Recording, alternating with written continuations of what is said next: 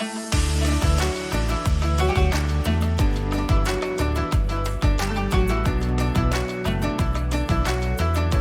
Ramadan. Assalamualaikum warahmatullahi wabarakatuh. Bismillahirrahmanirrahim. Alhamdulillahirabbil alamin wa bihi nasta'in ala umuri dunya waddin wassalatu wassalamu ala asyrafil anbiya wal mursalin sayyidina wa maulana Muhammadin wa ala alihi wa sahbihi ajma'in. Amma ba'du. Para mustami'in, para pemirsa dimanapun Anda berada, mudah-mudahan kita semua dijaga oleh Allah Subhanahu wa Ta'ala. Amin, amin ya Rabbal Alamin. Ada salah satu hadis yang patut kita perhatikan, karena ini adalah sesuatu yang bagi saya sangat penting sekali. Baginda Rasul Muhammad Sallallahu Alaihi Wasallam pernah bersabda, "Ala inna li rabbikum fi ayyami dahrikum nafahat, fata'arradu laha la'allahu yusibukum minha nafhatu wahidah fala tashqawna ba'daha abada." Kata baginda Rasul Muhammad Sallallahu Alaihi Wasallam, ketahuilah sesungguhnya di hari-hari kalian, dalam satu tahun kalian ini, Allah Subhanahu wa Ta'ala mempunyai nafahat, banyak sekali nafhah.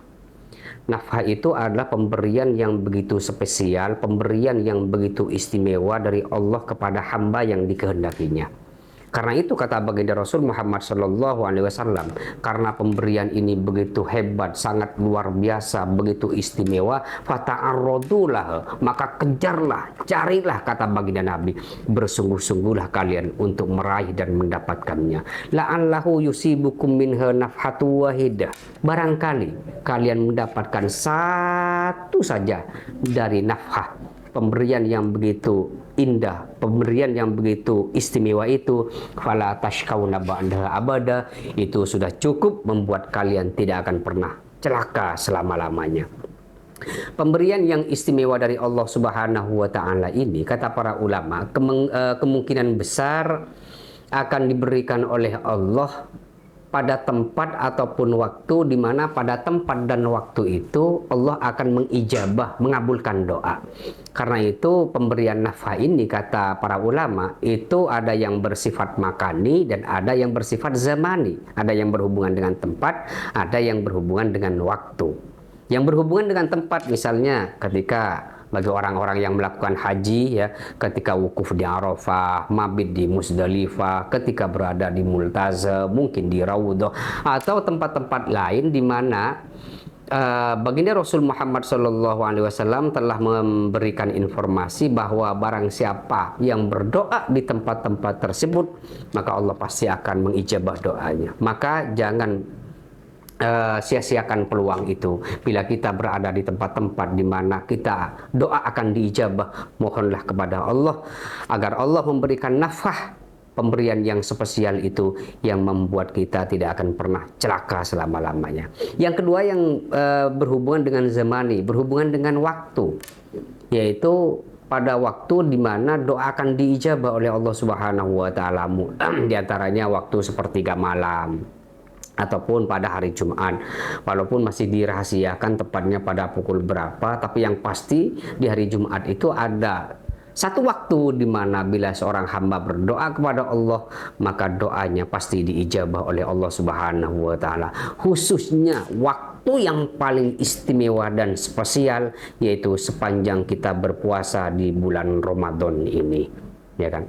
Terutama yang lebih spesial lagi, sebagaimana diinformasikan oleh baginda Rasul Muhammad Sallallahu Alaihi Wasallam dalam hadis, kata baginda Rasul, "Lisoim inda iftarihi da'watun mustajabah." Bagi orang yang berpuasa, ketika dia hendak berbuka puasa, di situ Allah memberikan pemberian yang begitu spesial kepada dia, yaitu berupa doa yang pasti diijabah oleh Allah Subhanahu wa Ta'ala. Maka dalam beberapa literatur Islam, tradisi beberapa para sahabat ini, ketika mereka hendak berbuka puasa, mereka mengumpulkan para istri dan anak-anak mereka, ya kan, untuk kemudian berdoa bersama. Maka pada saat itu jangan sia-siakan peluang yang Allah berikan kepada kita, ya kan. Kalau kita bersabar dari pagi sampai kemudian menjelang maghrib, ya, berapa jam kita sabar? Apakah kita lalu kemudian tidak sabar untuk diam sejenak, 1 menit, 2 menit, memohon kepada Allah Subhanahu wa Ta'ala?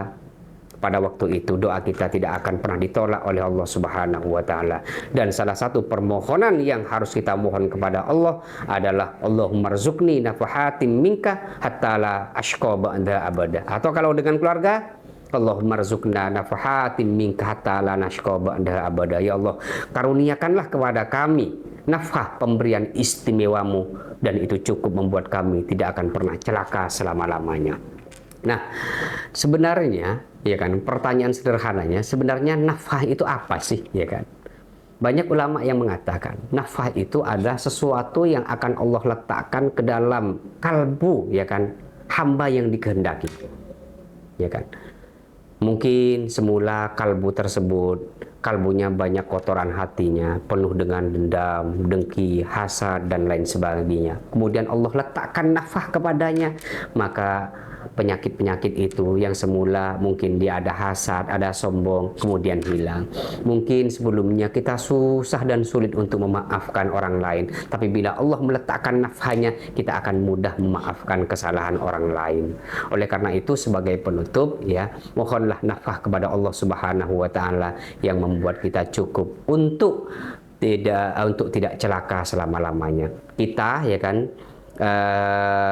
hidup bersama orang banyak ini, ada aksi, ada reaksi. Satu, dari kita, sudut pandang dari kita, berusahalah menjadi orang yang senantiasa memaafkan kesalahan orang lain, tidak mudah berburuk sangka kepada orang lain. Itu satu sisi. Tetapi di sisi yang lain, jangan lupa ittaqu mawaqi'atuham. Jangan sampai kita duduk berada pada situasi ataupun kondisi di mana situasi, kondisi, kebijakan, sikap, atau apa saja yang potensinya sangat besar orang lain kemudian berburuk sangka kepada kita. Sehingga jangan salahkan orang lain kemudian bila ada orang lain berburuk sangka kepada kita ketika kita berada pada situasi, kondisi, ataupun menunjukkan sebuah sikap dan tindakan di mana sikap dan tindakan tersebut memang rentan, memang sudah sewajarnya orang lain akan berburuk sangka kepada kita. Jadi kita harus saling menjaga satu dengan yang lain. Demikian yang dapat saya sampaikan, mudah-mudahan bermanfaat khususnya untuk saya pribadi. Wassalamualaikum warahmatullahi wabarakatuh.